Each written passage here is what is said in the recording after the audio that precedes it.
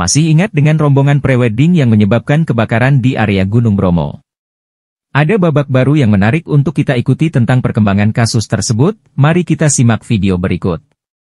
Rombongan prewedding yang membawa flare pemicu kebakaran kawasan Gunung Bromo lapor balik pihak Taman Nasional Bromo Tengger Semeru, TNBTS.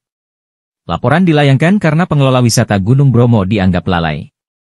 Meski telah ditetapkan seorang tersangka, kasus terus berlanjut. Babak barunya, kuasa hukum rombongan prewedding mengancam akan melaporkan Balai Besar TNBTS karena disebut juga melakukan kesalahan yang memicu terjadinya kebakaran. Laporan dilayangkan karena pengelola wisata Gunung Bromo dianggap lalai. Meski telah ditetapkan seorang tersangka, kasus terus berlanjut.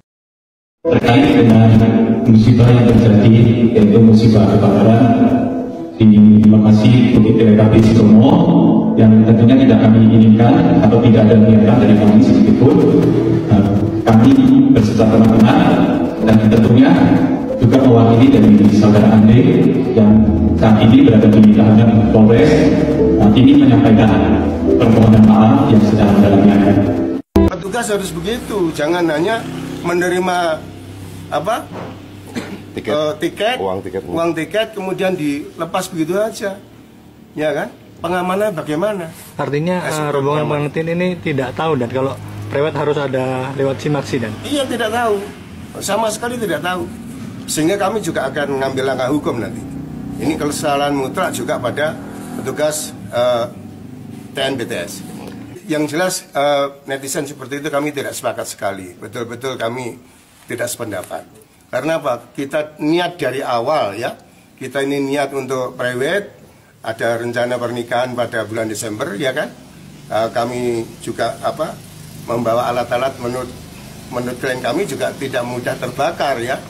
Ternyata ada kejadian seperti itu, sehingga kami dengan kejadian itu kami juga klien kami ini sudah berupaya untuk memadamkan. Jadi di netizen itu kan banyak kata-kata yang katakan pembiaran dan sebagainya. Ya, itu tidak benar. Berarti ada upaya pemadaman pada saat itu? Upaya pemadaman. Jadi sampai ada 5 botol aqua besar ya, yang ada di mobil itu dibawa keluar semua untuk menyiram itu. Sempat disiramkan berarti? Sempat disiram dan juga pakai pukul-pukul itu. Tapi karena situasi angin kayak gitu, terus rumputnya sangat kering, ya sehingga nggak bisa.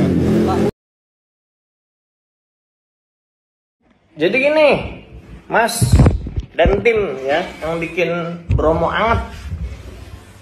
Mungkin berapa dari kita ngelihat kemarin kebakaran tuh masih nggak apa-apa karena oh ya udahlah, itu bagian dari kesalahan. Semoga setelah ini bisa dikoreksi jadi lebih baik. Gitu. Ya walaupun dipadamin pakai duit pajak kita, yang tiap kita makan, tiap belanja ada duit pajaknya sebagian tuh buat beresin masalah. Gara-gara cuma ya udah nggak apa-apa gitu. Tapi kalau setelah itu malah nuntut, kenapa nggak ada peraturan tertulisnya? Kenapa nggak dicek pas masuk? Kenapa nggak ditemenin sama petugasnya sampai dalam? Karena selama ini yang main kesana punya logika dasar masnya, ya, punya common sense. Tumbuhan super duper kering jangan kena api, kebakaran dia. Sama kayak tangan kita basah jangan nyabut colokan kesetrum tuh. Seru bener ngeliat netizen gemes sama calon pengantin. Lagian yang punya ide ngelaporin balik siapa sih? Ini kalau sampai murni kemauan pengantin, fix nih contoh nyata bayi yang dulu telat ke imunisasi cuma dikasih bubur kacang hijau tapi nggak disuntik.